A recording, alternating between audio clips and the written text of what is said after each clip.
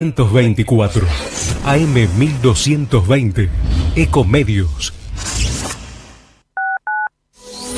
La información que pasa por Eco está en ecoya.com.ar. Ecoya.com.ar. Conectate con nosotros. Facebook.com/Ecomedios 1220. Personal presenta la primera cadena de WhatsApp real para que los... Buen día, grupo. Nunca terminen. WhatsApp por 30 días, aunque te quedes sin crédito. Más 2 números gratis. Uno para hablar y otro para mensajear con tus recargas de 50 pesos. Personal. Internet para que todo suceda. Más información en personal.com.ar.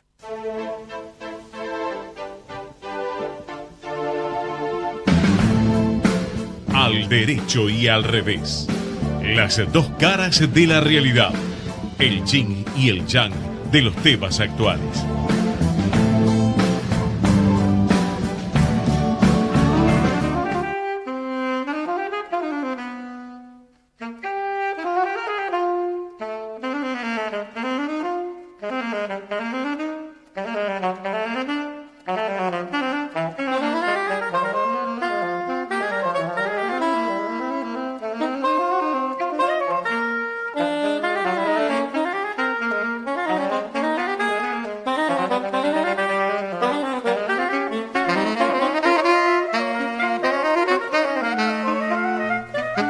Gracias, Gerardo, buenas noches. Empezamos el programa agradeciéndole a Gerardo Subirana, nuestro operador de siempre, a Federico Politi en la producción. Empezamos con el pie izquierdo. ¿Qué pasó, Gerardo, que estás de tan buena onda hoy? Te veo distinto. Sí, vamos. Vamos. Bueno, después nos contás, después del programa. Programa Sí. 29 de Al Derecho y al Revés por Ecomedios AM 1220.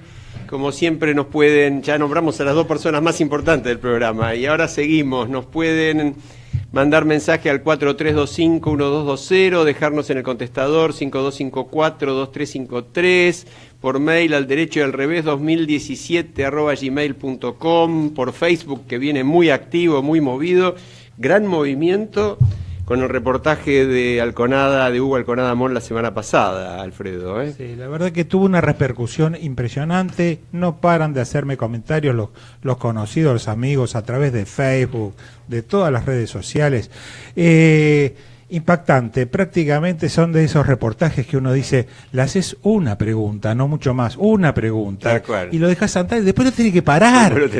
Lo teníamos que parar, realmente impresionante. Creo que es el perfil hoy del periodista de investigación que habría que imitar. Aquellos que están en esa línea me parece que tienen un referente muy interesante para tratar de copiar lo bueno que tiene absolutamente mucho. Tal cual. Pero bueno, seguimos adelante y seguramente tendremos uno un poquito mejor. ¿O no? Vamos a hacer todo lo posible, pero vos tenías una efeméride que yo no la puedo obviamente decir. Decirlo es algo porque hoy, señores, es el día de ¿qué? El día del abogado. Y tenemos bien acá un gran amigo, Alejandro, es el que tengo más cerca, pero en él voy a felicitar a todos los abogados, amigos, que son muchísimos, además muchos oyentes de este programa. Yo diría que, no sé, más del 50%, no quiere decir mucho más porque qué me van a decir los contadores, ¿no? Tal que cual, también van destinados a ellos, pero el que no, bueno, de alguna forma se quedó con las ganas de ser abogado. Los políticos son abogados, son todos abogados. Y nosotros los contadores, en realidad tenemos ahí toda una suerte de temas de competencia profesional, de incumbencia, que estos temas son de contadores y no son de abogados. Bueno, pero nosotros estamos por tierra con toda esa problemática y nos quedamos con lo que se suele decir, son nuestros primos hermanos. Tal cual. Y tal compartimos cual. muchísimas Ojo que Boca cosas. y River son primos hermanos también. Lo que ¿no? sí que siempre tuve en duda, y en mi experiencia fue al revés de lo que los abogados normalmente creen o piensan. ¿Quién ayuda a quién? ¿El contador le ayuda al abogado o el abogado le ayuda al contador? No, yo siempre pensé que es un trabajo en equipo. Es en equipo, sí señor. Nos ayudamos entre todos y tratamos de que los resultados de los expedientes, de las investigaciones, de los temas económicos, bueno, salga lo mejor de todos. Así que, señores abogados, hoy, en su día, felicitaciones a todos los que nos estén escuchando. Y una frase muy, muy breve de alguien que no es abogado. Porque, digamos, fuera del apelativo de Cuervos, que no es futbolero, ciertamente, y que muchas veces es muy merecido, y de toda esta idea hasta del chiste de los Simpson, ¿qué sería del mundo sin abogados y todo el mundo abrazado alrededor de la tierra celebrando? Que también hay. Pero hay una frase de Amartya Sen, premio Nobel de Economía, gran pensador de nuestro tiempo, que escribió La idea de la justicia, un tratado verdaderamente filosófico. Y él allí dice esto: la justicia no puede ser indiferente a las vidas que las personas pueden realmente vivir. Es decir, él está planteando cómo reducir las injusticias claramente remediables que existen a nuestro alrededor. Y yo creo que es una buena síntesis de lo que hoy debería ser la profesión. Ahora, yo que no soy abogado, siempre pensé, y creo que en muchos casos donde apliqué este adagio, digamos, me ha dado resultado, creo que en casi todos los casos. Yo creo que el derecho y el conocimiento de la materia jurídica tiene mucho que ver, pero mucho que ver con el sentido común. Sí, señor. Entonces, sí, señor. Pensándolo de esa manera, es bastante fácil entender el derecho, entender las sentencias de los jueces, entender la resolución, más allá de las terminologías complicadas que se pueden llegar a utilizar, o los latinazgos, etcétera, etcétera. Yo creo que si uno parte de esa base, y hoy vamos a tener unos cuantos ejemplos en el programa sobre esa cuestión, el sentido común es lo que priva. Debería, ¿no? Es decir, yo concuerdo 100% con vos, sí. Pero vos fíjate, una pequeña mención a temas justamente de hoy. Un fallo de hace una semana, un fallo de hoy, dichos en dos palabras. Hace una semana la Corte Suprema, en el momento en que lo habilita, o digamos no lo habilita, pero deja sin efecto la inhabilitación para que Carlos Menem sea candidato, todos saben que hoy la Cámara Electoral decidió que puede ser candidato, nos reservamos nuestra opinión para un espacio un poco más largo. Pero en ese mismo momento, en la causa de contrabando de armas, donde Menem estaba condenado por la Cámara de Casación, máximo tribunal penal, la Corte dice: esa condena no es todavía válida. ¿Por qué? Porque le falta una segunda condena, porque la sentencia inicial del tribunal oral lo había absuelto a Menem. Y la segunda lo condena. Entonces la Corte dice: le falta una segunda condena, interpretando el Pacto de San José de Costa Rica, diciendo que allí requiere una doble instancia. Pero la verdad es que ese pacto requiere doble instancia, no doble condena. Explicamos un poquito esto de la doble instancia para los oyentes. Doble instancia es que lo juzguen por lo menos dos tribunales. No, claro, pero ¿por qué? Porque en derecho justamente está esto de la sentencia, y por si el juez de la primera instancia o el tribunal que interviene en el primer término pueden equivocarse, puede haber una interpretación incorrecta. Entonces, se asegura, la justicia argentina permite la apelación y que otros jueces o otro juez revise lo que hizo la anterior. Bueno, entonces en esa línea, para todos los casos se trata de que haya una primera instancia que luego la segunda revise. Pero normalmente en la justicia argentina, si la segunda instancia no concuerda, es decir, si la primera fue absolución y la segunda es condena, y como está esto de la ley más benigna para el diputado... No, pero ahí no va la ley más benigna. Pero de alguna manera se le quita la posibilidad de defenderse a esa persona que de pronto se encontró con una segunda sentencia que lo condena, porque dice entonces yo no me pude defender frente a eso. Claro, lo que pasa es que eso que suena bien está fundado en algo que no dice lo que la Corte dijo, a mi criterio, es un tema para tratar en profundidad, pero no lo dice, y en un caso como el de Menem, esto se extiende, esa doctrina de la Corte se extiende hoy a un fallo de la Sala Cuarta de la Cámara de Casación, que anula una condena por abuso sexual, que la misma sala, con otra conformación de jueces, es decir, en ese momento la Sala Cuarta la integraban otros jueces que los de ahora, Borinsky y Hornos, que eran los que entonces la integraban, condenaron por abuso sexual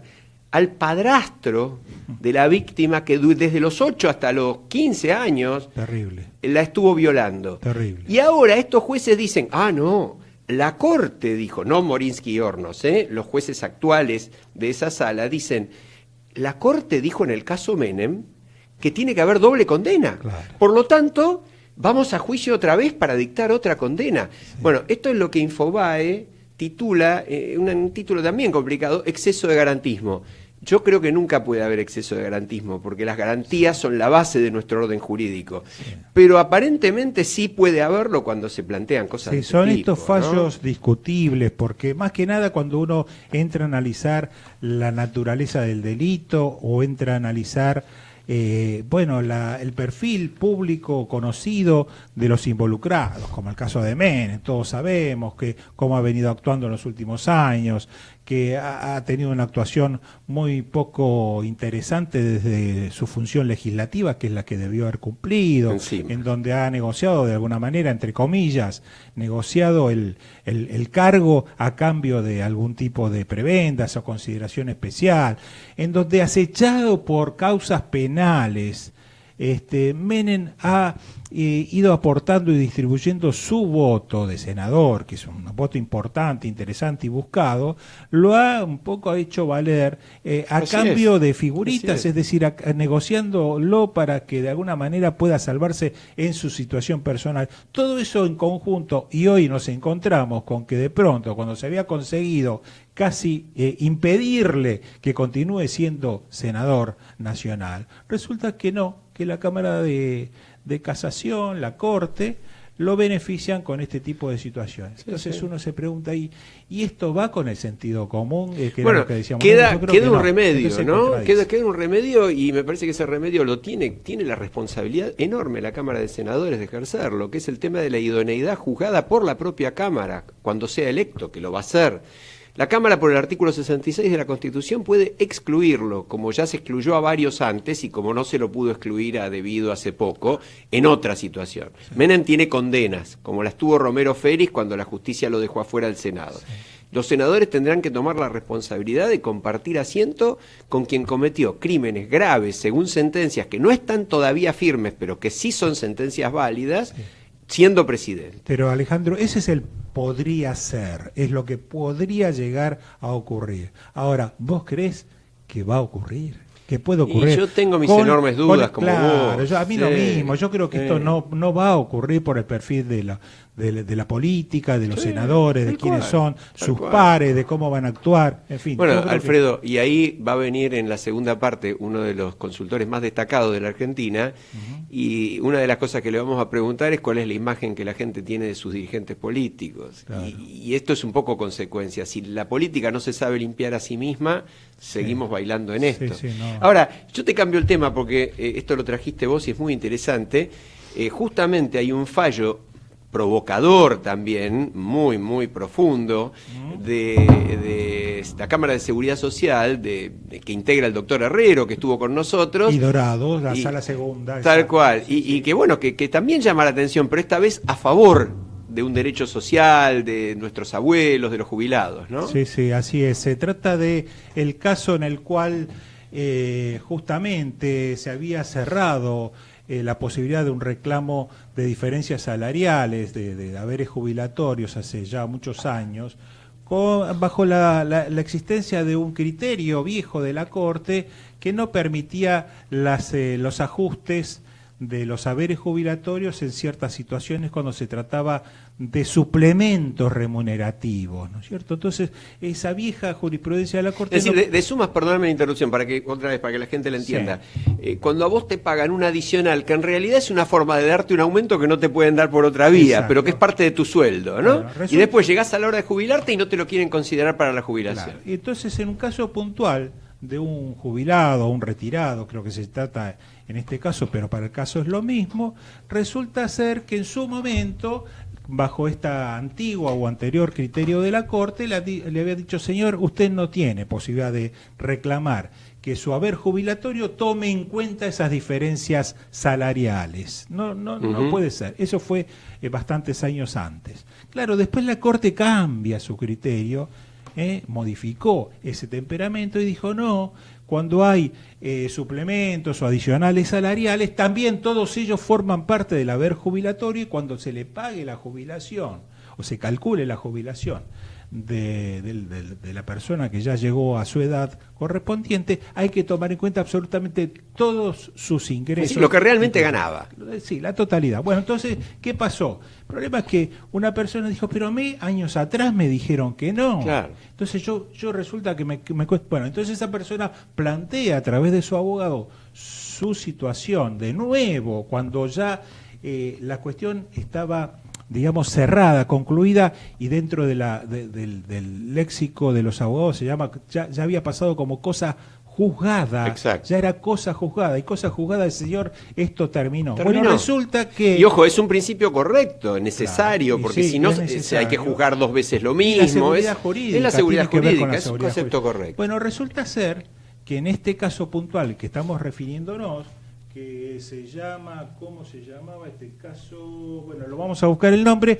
Resulta ser que la sala segunda... Abascal Carlos Alberto, exacto, contra Estado Nacional. Abascal Carlos Alberto, en ese caso ha dicho la sala segunda de la Cámara de la Seguridad Social, la Cámara Federal de la Seguridad Social, ha dicho no, teniendo en cuenta ciertas cuestiones y el temperamento modificado por parte de la Corte, vamos a dictar un nuevo fallo, una nueva resolución, y se dictó una nueva resolución que toma en cuenta e incorpora en el cálculo del haber jubilatorio esos suplementos o adicionales para establecer el valor de la jubilación. Eso es un poco el caso en sí. Y algunos de los argumentos que utiliza la Cámara es, por ejemplo, que se trata de un crédito alimentario, que dice la Cámara en una parte de una extensa sentencia, dice, la verdad es más fuerte que la certeza. La certeza tiene que ver con aquello de la cosa juzgada, ¿no? Pero la verdad es que ese valor calculado en favor de este jubilado estaba mal calculado, porque a la luz del nuevo criterio de la Corte falta allí también. Estaba mal, pero justamente lo más interesante me parece que es lo que planteaste de la cosa juzgada, ¿no? Sí, claro. Y en ese sentido la sentencia es jurídicamente muy provocadora. Fíjate lo que dice en una parte. Dice, la cosa juzgada es una creación. No está contenido en las leyes, es una aplicación muy necesaria, muy cierta, muy propia de los abogados. Pero ¿de dónde surge el tema de la cosa juzgada? Vos que sos abogado. No, la cosa... Ahí te pongo un aprieto, a ver la cosa juzgada es un principio absolutamente universal del derecho. Pero ¿dónde está legislado? Es un principio que surge de la imposibilidad de juzgar dos veces el mismo hecho. Sí. Es así, el tema me parece que no pasa por la cosa juzgada. Que responda a mi pregunta. Siempre vas a encontrar abogados que respondan tu pregunta en el sentido que a vos te interese que la respondan, o en el opuesto. Ojo, yo estoy de acuerdo con vos que es necesario que las cosas juzgadas irritan. Lo que pasa es que yo lo que te iba a agregar es, existe lo que se llama también la cosa juzgada irrita. Ese es otro tema. Y bueno, pero vamos, me parece, hubiera sido muy interesante, al final no pudimos hablar hoy con el doctor Herrero, que finalmente a último momento no pudo conversar con nosotros sobre esto. Yo creo que va en esa línea de pensamiento el fallo de la Sala Segunda. Claro. Va en el sentido, incluso creo que hasta lo dice expresamente. Sí, pero fíjate lo que dice, entre el derecho social de alguien que trabajó toda su vida y que queda perjudicado por un artilugio procesal, que además en este caso no se trata de una cosa juzgada, digamos, de un juicio penal donde alguien fue absuelto, claro, o de una sentencia que mandó entregar dinero que ya se pagó.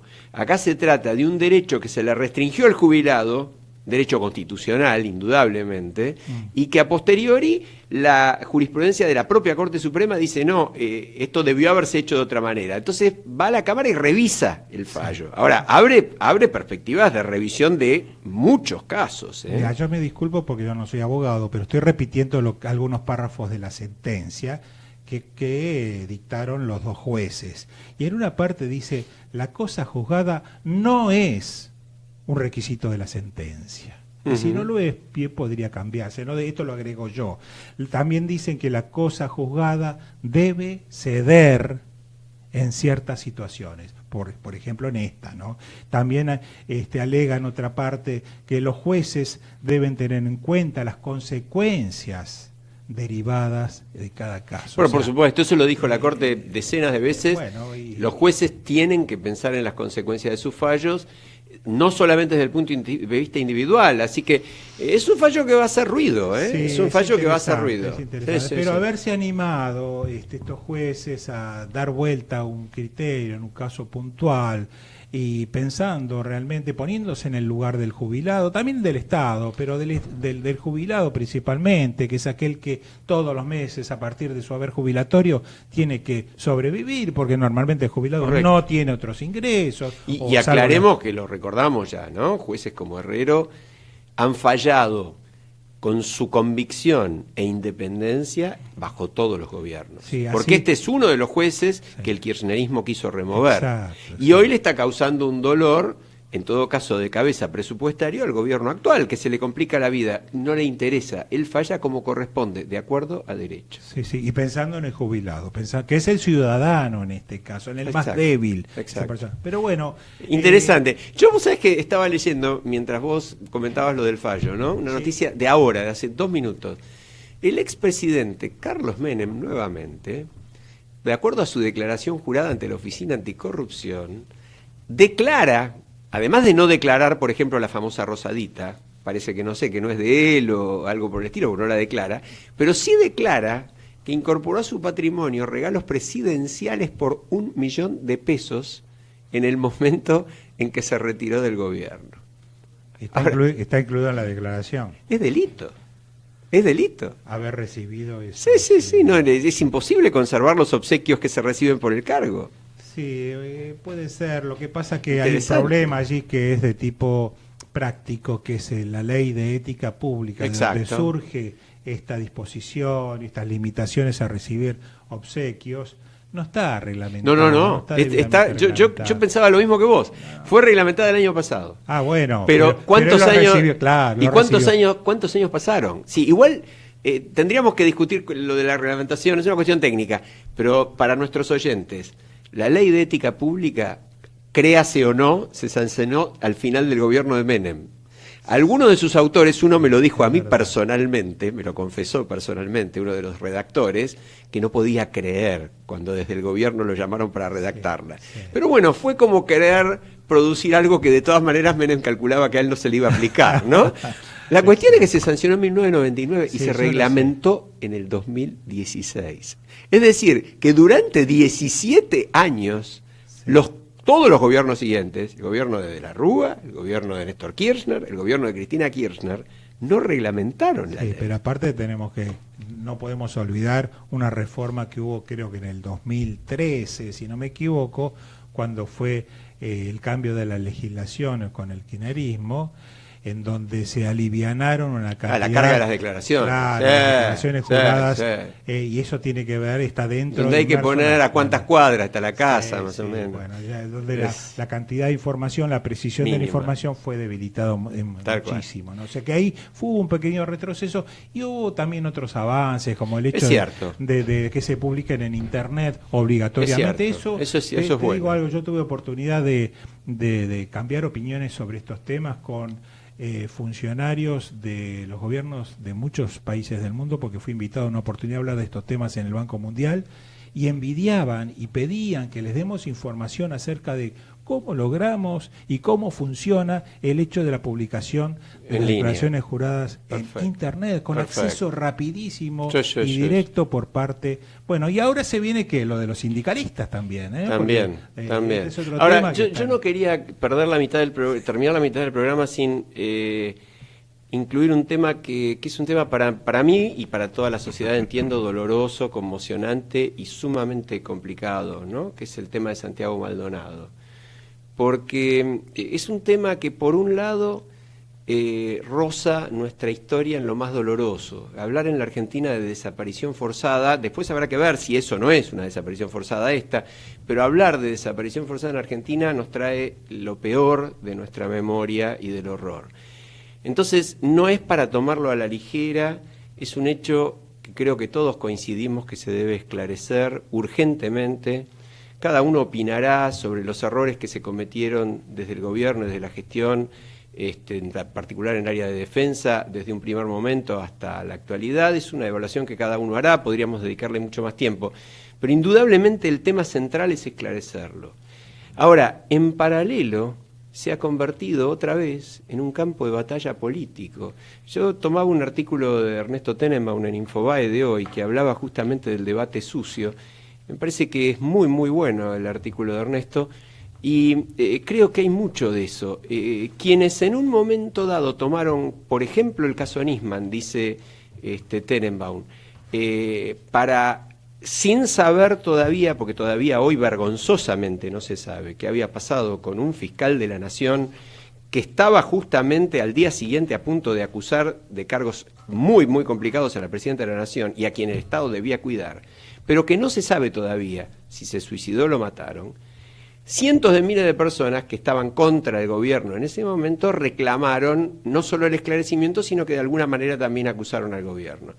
Y quienes eran partidarios del gobierno menospreciaron, vilipendiaron y acusaron en la vida privada al fiscal. Entonces, de alguna manera, dice Tenenbaum, yo creo que algo de razón tiene, hoy es como una situación casi a la inversa, donde en un primer momento la actitud de sectores cercanos al gobierno es descalificar a Maldonado y en paralelo...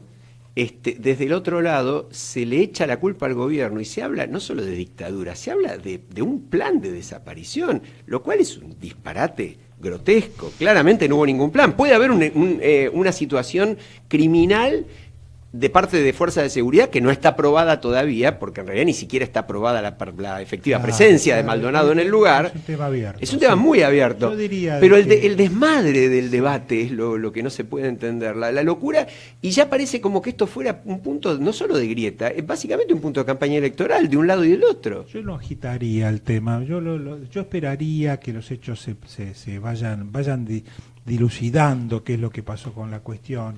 Y esperemos un poco, le demos tiempo, porque por ahí nos estamos metiendo en un debate o en una cuestión o en unas diferencias de sectores totalmente innecesario. Un tema que yo quería no dejar de abordar. Sí, igual antes de salir de esto, hay una sola cosa, Alfredo, que la que yo quería cerrarla. La pregunta, más allá del uso político, más allá de los errores, pero la pregunta de qué pasó, el reclamo del esclarecimiento hacia todos los poderes del Estado es absolutamente legítimo. El uso del reclamo es otra cosa, pero que hay que esclarecer esta situación y que si realmente Santiago Maldonado estaba allí y si realmente esto es responsabilidad de la Gendarmería, tienen que caer todas las cabezas que tienen que caer, yo no tengo ninguna duda. Tampoco tengo ninguna duda de que en tanto y en cuanto eso no se esclarezca, hay que ser, como vos decís, prudente y respetuoso. Decía que una cuestión que ha ocurrido en estos días, en esta semana pasada, el fin de semana, fue una conjunción, incluso sobre el fin de semana, creo que el mismo día se dictaron un par de sentencias definitorias en todo lo que tiene que ver con estas causas tan significativas respecto de las cabezas del gobierno saliente anterior. Y me refiero a por lo menos 2 o 3 causas que ahora están teniendo un curso, digamos, mucho más claro y menos enredado de lo que era antes. Una es la causa OTESUR, otra es la causa Los Sauces, que tuvo pronunciamiento hace poquito tiempo, una la llevaba Bonadío, la causa OTESUR se lleva a través del juez Ercolini, y también hubo una sentencia muy significativa de más de 700 páginas de parte del juez Casanelo en lo que se conoce como la causa del lavado de dinero. La ruta, ¿no? De la ruta del dinero CAO, es la causa del lavado de dinero, donde se estaba investigando, y acá hay un cambio importante que también lo queremos destacar, que es que hasta ahora se venía diciendo, en esa causa se investigaba el lavado de dinero de la familia Kirchner proveniente de Austral Construcciones, el grupo Austral Construcciones, pero no proveniente de la obra pública, sino que se estaba diciendo en esa causa, hasta ahora que se cambió el criterio, que provenía de la evasión tributaria. Y la Cámara, no se iba a fondo, se quedaba nada más que en el hecho de la plata que aparecía. ¿Esto qué significaba? Que si era un tema de evasión tributaria no llegaba a tocar a la familia presidencial. Y la Cámara, la Sala Segunda de la Cámara Federal, 2 o 3 veces le dijo al juez Casanelo: señor, está todo muy lindo de lo que usted dice, pero está claramente más que acreditado en la causa, y usted dirija su investigación en el sentido de que esto proviene de la obra pública, de los beneficios. Entonces, esto se concretó en esta semana que pasó. Pasaron varias cosas. Salió esa sentencia larga, muy argumentada, muy detallada, pero además el cambio de criterio por parte del juez Casanelo, donde reconoce, donde dice, siguiendo el criterio que le marcó la Cámara, que el dinero proviene de la obra pública y especialmente de todos esos trabajos que iban al Grupo Báez, o sea, al grupo de empresas de Lázaro Báez, o que coordinaba, dirigía Lázaro Báez, y que de allí pasaban, mediante diferentes artilugios, a las empresas Otesur o los sauces, para terminar en buena parte el dinero en los bolsillos de la familia Kirchner y algunos otros beneficiados. Bueno, todo esto es así. Ahora se dictan estas sentencias. Casanelo además agrega que esta causa ahora va a pasar, se la pasa al juez Ercolini. Lo mismo hizo Bonadío hace poco tiempo con la causa Los Sauces. Tenemos mega causa. Claro, entonces no sé si mega causa, porque fueron ya investigadas, por suerte. Claro, pero digo, se ha unido todo en una sola causa. Se une todo, y ahora un juez va a dirigir absolutamente toda esa gran cuestión, con un criterio único de ese juez, pero un equipo de fiscales compuesto de, no sé, 5, 6, 7 fiscales, que todos los que venían investigando, que le van a dar seguramente el gran impulso a la investigación para cerrarla y seguramente llevarla a juicio oral. Ok, y nos vamos a la pausa, volvemos con nuestro amigo Jorge Giacobbe. Ecomedios.com AM1220. Estamos con vos. Estamos en vos. Bank Magazine te invita a participar de Bank Tech, primer congreso argentino de tecnología y finanzas, 31 de agosto en el Sheraton Libertador. Para más información, entra en www.bankmagazine.com.ar. Descarga gratis de tu celular la aplicación Ecomedios. Podés escucharnos en vivo, informarte con las últimas noticias y entrevistas en audio y video. Búscala y bajate la aplicación Ecomedios. Podés vernos en vivo en ecohd.com.ar. ecohd.com.ar. Conectate con nosotros. Contestador 5-254-2353. Personal presenta la primera cadena de WhatsApp real para que la sigas remando aunque te hayan clavado 5 vistos seguidos. WhatsApp por 30 días, aunque te quedes sin crédito. Más 2 números gratis, uno para hablar y otro para mensajear con tus recargas de 50 pesos. Personal, internet para que todo suceda. Más información en personal.com.ar. Invitados especiales de diverso pensamiento para tener la versión de todos los sectores sociales.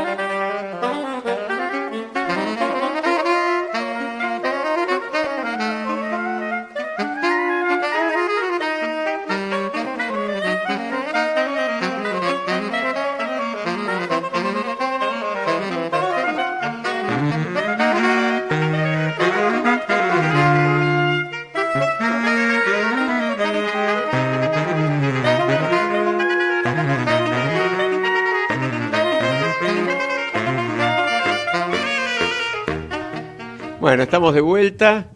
Mientras lo esperamos a Jorge Daniel Giacobbe, que es un joven analista y consultor, pero con una larga trayectoria, y además miembro de una consultora, Giacobbe y Asociados, que ha tenido aciertos muy, muy importantes en los pronósticos electorales.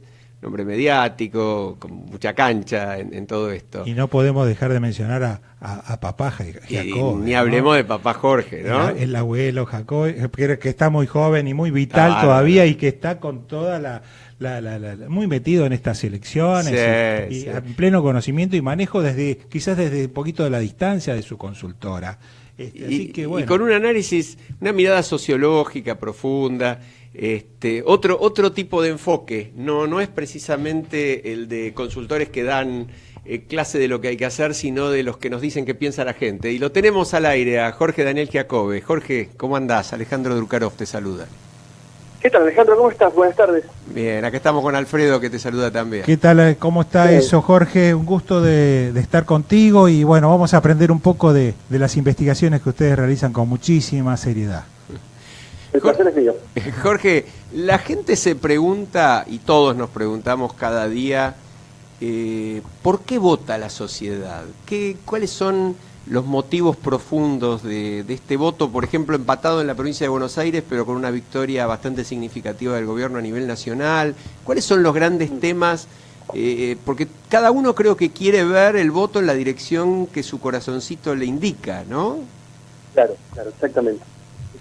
Y también hay algunos sesgos que me parece importante ponerlos en medida. No es que no existan, sino que me parece que hay que ponerlos en medida. Sobre todo los sesgos positivos y los sesgos negativos. A ver, hay una parte de la población que vota, entre comas, porque de toda la oferta le gusta uno, le gusta un X, digamos, ¿no? Hay una parte de la población que cree que Macri es Winston Churchill y que tiene las herramientas para sacar al país adelante, digamos, ¿no? Pero es una parte muy pequeña de la población, de la misma manera que del otro lado ha habido una porción de la población que cree que Cristina es lo mejor que le pudo pasar a la Argentina y lo mejor que le puede pasar a futuro y niega todo el resto del contexto. Es decir, hay un voto por la positiva que idealiza en términos positivos. Esta persona simboliza todo lo que yo necesito ver en un político. Perfecto. Cuando una persona idealiza, cuando los seres humanos idealizamos a una pareja, a un amigo, incluso a un objeto, a una marca, los hombres a un auto, las mujeres a una cartera, lo que estamos haciendo es depositar en el objeto aquellas cosas que necesitamos ver. Y esto es bien importante para la construcción de las relaciones simbólicas políticas, porque no estamos viendo la realidad, estamos viendo lo que queremos ver. Estamos viendo lo que queremos ver, yo decía, en términos positivos o en términos negativos. Cuando uno se pone a salir con una pareja, los primeros 6 meses son maravillosos. Ella es fantástica, no hay ningún problema, nuestra suegra es maravillosa, los hermanos de ella son maravillosos. Todo lo ve con buena cara. Claro, a los 6 meses uno empieza a ver un poco la realidad, al año ya tenés la realidad de frente y ves cómo la administrás. Y qué haces con la decisión que tomaste antes. Eso es claramente un proceso de idealización. Muy bien. Entonces, hay una parte de la sociedad que necesita idealizar a sus políticos en términos positivos. Hay otra parte de la sociedad argentina que idealiza a los políticos en términos negativos. Y desde ese lugar construye el voto. Yo insisto que en este momento de la Argentina, una gran parte de lo que se está decidiendo desde el miedo. Ajá. Y desde el miedo, el miedo es un gran inhibidor de las conductas humanas, pero también es un gran detonador de conductas, de otras conductas. Uno tiene miedo, va a generar conducta y va a tomar decisiones en función de ese miedo que está sintiendo, sea racional o sea irracional. Por lo general, la mayor parte de los miedos, en términos irracionales, ¿no? En términos bien marcados hacia lo emocional. Entonces, hay una parte de la sociedad argentina que cree que Macri es la suma de todos sus miedos. Que las intenciones del hombre son vender toda la Argentina y entregarla de rodillas a la embajada de los Estados Unidos. Y del otro lado, hay también una parte del público para el cual Cristina es la suma de todos sus miedos, y la suma de todos los males. Y cree que vinieron a hacer todo mal, y que nada de lo que hicieron es calificable en términos positivos, y que todos han sido de la misma banda de forajidos, digamos. Es decir, ahora, ahí perdóname la interrupción, porque me estás dejando en una desazón más profunda que la que habitualmente tengo. Algunos votan por una identificación fuerte, un porcentaje bastante importante en realidad vota por la negativa, por el miedo. ¿No hay nadie que vote con más racionalidad y pensando, por ejemplo, necesitamos un cambio, bueno, yo diría en materia de corrupción, en materia de condiciones de vida de los sectores más excluidos, en materia, no sé, de mejores condiciones para que las empresas puedan invertir, qué sé yo, cualquiera de los temas. ¿Es un porcentaje muy chico el de la gente que vota más racionalmente? Sí, es un porcentaje muy chico. Es un porcentaje muy chico. A ver, voy a hacer un apunte que no va a ir en contra de tu desazón, pero que sí va a tratar de ponerlo en medida en términos científicos. Todos los últimos avances de las neurociencias explican que los seres humanos tomamos el 80% de nuestras decisiones en términos emocionales. Correcto, es así. Es mentira que las tomemos en términos racionales. Y lo que hacemos es generar los argumentos, buscar y generar los argumentos para justificar las decisiones que tomamos emocionalmente, pero que en realidad son emocionales. Claro. Entonces, pasa con los consumos de auto, con los consumos de productos, con la elección de amigos, de parejas, insisto en estos temas, y también sucede con el consumo de la política. Entonces, no es que los argentinos seamos, entre comillas, lo voy a decir poco elegantemente, tontos, sino que los seres humanos somos más emocionales que racionales. Jorge, te cambio un poco el foco y te llevo a algunos trabajos hechos por la consultora de ustedes, que son absolutamente referencia para los medios, y en este caso nosotros estuvimos consultándolo también, analizándolo, pero hicimos el análisis de lo que ustedes denominan los más honestos, ¿sí? Claro. La última encuesta, que no sé de qué mes es exactamente, pero debe tener poco tiempo. Julio de este año. Julio de este año. O sea que es bastante fresca. Que es un trabajo que hacen todos los años. Claro, ese trabajo yo por lo menos en el trabajo que ustedes publican ahora en julio de este año, lo que estoy viendo que desde el 2012 hay datos publicados ahora, no sé si antes también lo tenían, pero es muy interesante cómo esto va evolucionando. Pero si uno mira la columna amarilla, que sería una especie, no sé si un promedio o un resumen o el último resultado de esos más honestos, aparecen nombres y un orden, digamos, un ordenamiento de quién está más arriba y cómo siguen los primeros puestos de ese ranking. Y aparecen, yo tomé algunos, ¿no es cierto? Salteé, por ejemplo, a los próceres, porque algunos ponen, qué sé yo, a Belgrano, etcétera, etcétera. Resulta que yo tomo, excluyendo a ellos, a los políticos que ahora están en danza en nuestro país y están actuando, y que de alguna manera la opinión pública seguramente los está teniendo en cuenta al momento de votar. Y quiero hacer algún comentario o tratar de obtener algún comentario de tu parte sobre algunos casos puntuales. En esta lista que yo armé aparece en primer lugar Carrió, Vidal, luego Ocaña, Macri, le sigue Stolbizer, luego viene Cristina Fernández de Kirchner, entre los más honestos, el Papa Francisco después de Cristina, Campagnoli después de ellos dos. Y ahí me paro, ¿no? Y ahí me paro. Y uno dice, ya, qué cosa, ¿no? Dice, ¿quién hizo la encuesta y se equivocó tanto? No, yo creo en los Giacobbe, estoy seguro que ellos tomaron la encuesta y así como la obtuvieron, la reflejaron en su resumen final, que es ¿no es cierto?, que estamos analizando. Sí. Pero quiero preguntarle algún caso puntual, y si lo podemos analizar de esa forma puntual. En tercer lugar, bueno, Carrió y Vidal, creo que, bueno, yo los dejaría por momento de lado, pero el caso de Ocaña me interesa mucho, porque Ocaña se produjo un fenómeno con las PASO, en donde ella ha crecido, incluso ha tenido más votos, ha reunido más votos que creo que la propia Vidal en las últimas PASO. Eso me lo podrás decir. ¿Tenés algún comentario respecto al fenómeno Ocaña? A ver, primero déjame hacer un pequeño apunte. El ranking de honestos, lo hacemos, como bien indicaban ustedes, desde el año 2012. Desde hace 20 años hacemos un ranking muy parecido a ese a final de año, que es el ranking de influyentes. En uno le preguntamos a la gente quiénes son las personas más honestas, en el otro quiénes son las personas más influyentes. Y hasta estos últimos años ha sido muy interesante ver cómo los influyentes eran unos, era el poder real, y cómo los honestos eran otros, completamente diferentes. Hasta estos últimos 2 años, te diría, los políticos de la actualidad, digamos, que todavía están en carrera, no estaban en el ranking de honestos. Y esto me parece que marca un poco cuál es el espíritu del tiempo, porque el objeto del estudio no es mensurar quién más y quién menos, sino provocar esta discusión. Están así, lo que relataban recién, digamos, de que nosotros volcamos crudos los datos que nos vienen de las encuestas que hacemos, que esto no conforma a nadie, todo el mundo tiene algo de que quejarse, ¿no? Sí. Los que son Cambiemos se quejan de que está Cristina entre los 100 primeros y que está Máximo Kirchner entre los 100 primeros, y los que son kirchneristas se quejan de que Vidal está muy arriba y de que Macri está más arriba que Cristina, digamos, ¿no? Vos querés decir que Entonces, por allí no hay una explicación racional, sino que... No, lo que quiero decir, sí. lo que quiero decir es que este ranking incomoda a todo el mundo y eso a mí como investigador me encanta. Claro. A mí, digo, me llega una parva de mensajes puteándome, ¿no? Digo, esto no es como para conformar a nadie. Pero digo, lo importante es entender y tenemos que discutir sobre honestidad. Ese ranking es tan loco, aparece el Mahatma Gandhi y aparece Susana Jiménez, yo no te puedo explicar por qué, pero sí me quedan un montón de preguntas y entonces me pregunto, para los argentinos, ¿qué es la honestidad?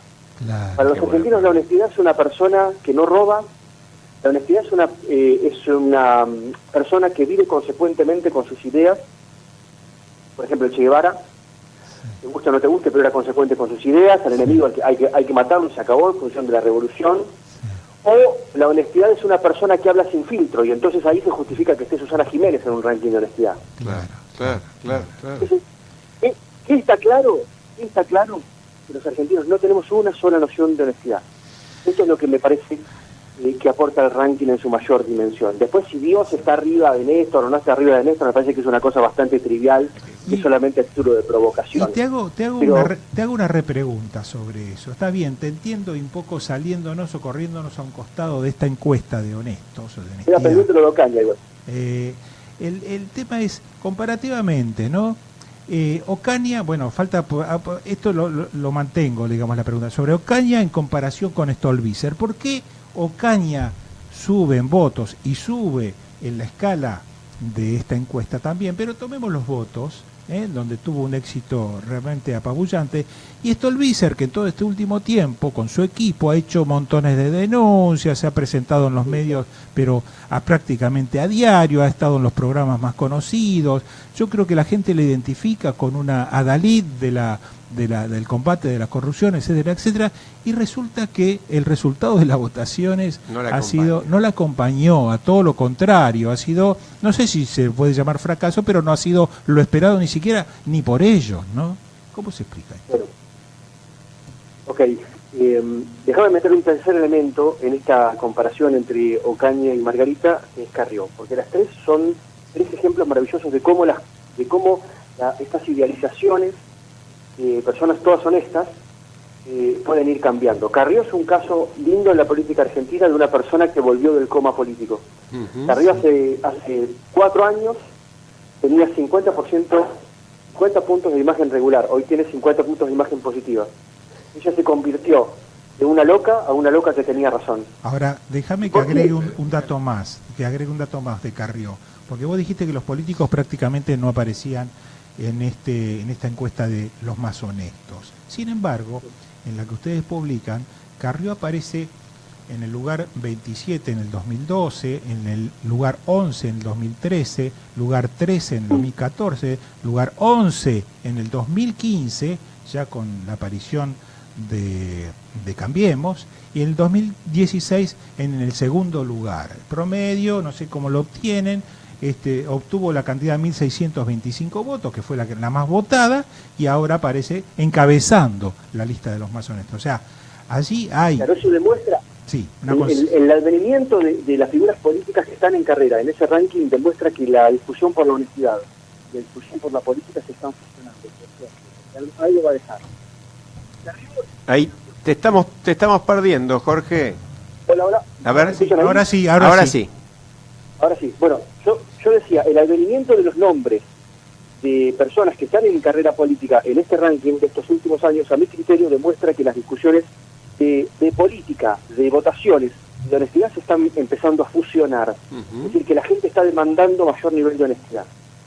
Y a veces ve honestidad donde no la hay, pero que lo está considerando. ¿Ok? Bueno, Carrió cambió 50 de regular por 50 de positiva. ¿Saben por qué? Porque Carrió, cuando empezó a denunciar al kirchnerismo, la gente tenía idealizada a Cristina. 54% de los votos, la gente creía que Cristina estaba en capacidad de llevarnos al paraíso, entonces vino Carrió a destruir esa idea. Entonces, ¿uno qué hace? ¿No? Como tu pareja cuando viene un amigo y te dice, mira, ella te está cagando, ¿quién vuela? Vuela el amigo. Claro, es cierto, ¿no? Así es. Bueno, así es. Muy bien. En ese momento voló Carrió. Sí. Ahora, después, cuando apareció Cambiemos. la crisis, claro, la crisis económica, la gente le soltó la mano a Cristina, entonces empezó a ver la realidad y Carrió resulta que tenía razón. Ajá. Ella denunció Sueños Compartidos y nadie le dio bola, Claro. y ella denunció Chicone después y la gente sí le dio bola. Claro. Margarita Stolbizer, el problema de Margarita Stolbizer tiene nombre y apellido, y es Sergio Massa. Margarita Stolbizer tenía, hasta su alianza con Sergio Massa, más imagen positiva que Macri. Mirá vos. Se encaminaba a hacer una elección maravillosa para una legislativa. Porque ella es una candidata maravillosa para una legislativa. La gente Eligió un mal socio. Eligió un mal socio. Un mal socio. Cuando ella se une a Massa, el primer mes se cae 15 puntos. Mitad del año pasado. Y el resto del año se cayó otros 10 puntos. Es decir, no es que la gente crea que Margarita ahora es una corrupta, pero cree que anda a los besos por la plaza con Alibaba. Claro. Que es otra cosa.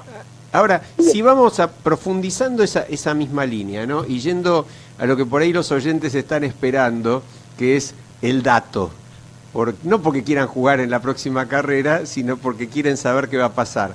Ustedes se han acercado sorprendentemente a muchos resultados, particularmente en el 2015, por lo que yo me acuerdo, y yo te escuché decir a vos en una reunión de amigos también ayer que los resultados finales de este empate de las PASO dan más o menos lo mismo que lo que ustedes les daban hace bastantes meses. Sí, decime. 13 días antes de la elección, nuestra última medición daba 0,6 arriba para Esteban Bullrich, y los resultados finales son 0,2 arriba para Cristina, ¿no? Sí, es decir, dentro del margen, perfectamente dentro del margen de error. Ahora, ¿cómo ves vos? Porque yo también veo que hay un fenómeno del cual sería largo hablar, obviamente, que es la polarización, que también tiene bastante que ver con las decisiones finales, y seguramente tendrá mucho más que ver en esto que prácticamente es un balotaje. En la categoría de senador en la provincia de Buenos Aires, la elección va a terminar siendo una especie de segunda vuelta de las PASO, donde nadie va a querer, o la mayoría no va a querer, perder su voto porque sabe que hay solamente 2 en condiciones de ganar. ¿Cómo puede jugar en la perspectiva de ustedes esto? Porque mirado así de afuera, con frialdad y sin estar demasiado comprometido desde un punto de vista partidario, a mí me genera una enorme duda ese 15% de Massa y aún el propio 6% de Randazzo. ¿Ustedes cómo piensan que pinta, digamos, la mano del truco para la segunda? Sí, voy a hacer primero un comentario científico y después un comentario de diferencia personal. Okay. El comentario científico es que en este momento estamos midiendo, así que veremos cómo evolucionan esos datos. Ahora te digo lo que yo espero en términos personales, que después lo puedo corroborar o no. Yo creo que la gente que está votando a Massa, que está votando a Randazzo, es la misma gente que en el 2015 no quería votar ni por Macri ni por Scioli. Es decir, es gente que no quiere, es gente que considera que no tiene sentido elegir entre Frankenstein y el hombre lobo. No se quiere meter en esta pelea, le da asco esta pelea. Entonces trata de fugarse. En la segunda vuelta del 15, por supuesto que no pudo fugarse porque había solamente 2 opciones, claro. Pero en las PASO y en las generales del 15 pudo fugarse. Y era 30% de la población. Yo no creo que, por lo menos no espero que baje mucho ni Massa ni Randazzo. Me parece que esta elección la van a definir 2 públicos muy pequeñitos, pero con diferencias tan ajustadas son muy importantes. Primero, los 4 puntos de personas que ya no tienen su boleta en las generales porque sus candidatos no rompieron el piso, lo pasaron de 1,5 como para poder volver a competir. Esos son 4 puntos casi. De ese dato no habla nadie, Te digo, interesante, claro, muy bueno. Es forzoso, pero no es algo que uno escuche en los comentarios. Muy buen dato. Claro. Y este otro, que me parece más interesante todavía, que falta 3 puntos del padrón ir a votar, que no fueron en la PASO. La provincia de Buenos Aires votó el 77% cuando sabemos que van a ir a votar el 80%. Ajá. Ese 3% sabemos que tiene una leve tendencia a votar hacia el gobierno, no porque le guste Bullrich, ni porque tampoco le guste Ocaña, es porque valoran a María Eugenia Vidal. Si María Eugenia Vidal logra decirle a esa gente, muchachos, tampoco lo valora a Macri ni valoran la gestión de Macri, solamente valoran a Vidal. Y ella logra decirle a esa gente, miren muchachos, no sé que Macri los está haciendo sufrir, es que vamos un año de 40% de inflación y otro segundo año de 25% de inflación, que Papá Noel no vino el año pasado, no viene este año, no va a venir el año que viene. La cosa se pone dura y que estamos buscando el agujero de la pata, pero todavía no se lo encontramos. Pero además yo no estoy en ninguna boleta, pero votenme a mí, mi candidato es tal. Si ella logra convencer a la gente de esto, entonces se va a llevar esos 3 puntos, que van a marcar la diferencia. Jorge, sí, termina. Acuérdense que en el 15 el ausentismo jugó un papel vital. En la PASO no es que faltaron 3 puntos, faltaron 6 puntos del padrón. De gente que no fue a votar porque hubo un feriado largo y porque hubo inundaciones y porque ya a la gente le parecía que las PASO no tenían ningún sentido en aquel momento, ¿no? Ahora más todavía. Cuando ese 6% del padrón entre la PASO y la general fue a votar, creció 80.000 votos en todo el país y Macri creció 1.600.000 votos. 80.000 contra 1.600.000. Es decir, los 6 puntos eran 6 puntos de Macri. Hay gente que es más desapasionada, es decir, no es el kirchnerista ni el peronista que va a votar, es una vuelta, 2 vueltas, 3 vueltas, 5 vueltas, va a votar con pasión, sino que es gente mucho más desapasionada, que cree que la PASO no tiene ningún sentido, que es un esfuerzo al cohete, pero que cuando se siente obligada a ir a votar, en la general va a ir a votar. Jorge, te cambio un poco el enfoque, y esta es una pregunta quizás no tan ligada a números, pero me interesa, tengo curiosidad sobre esto, que se está hablando bastante poco en los medios.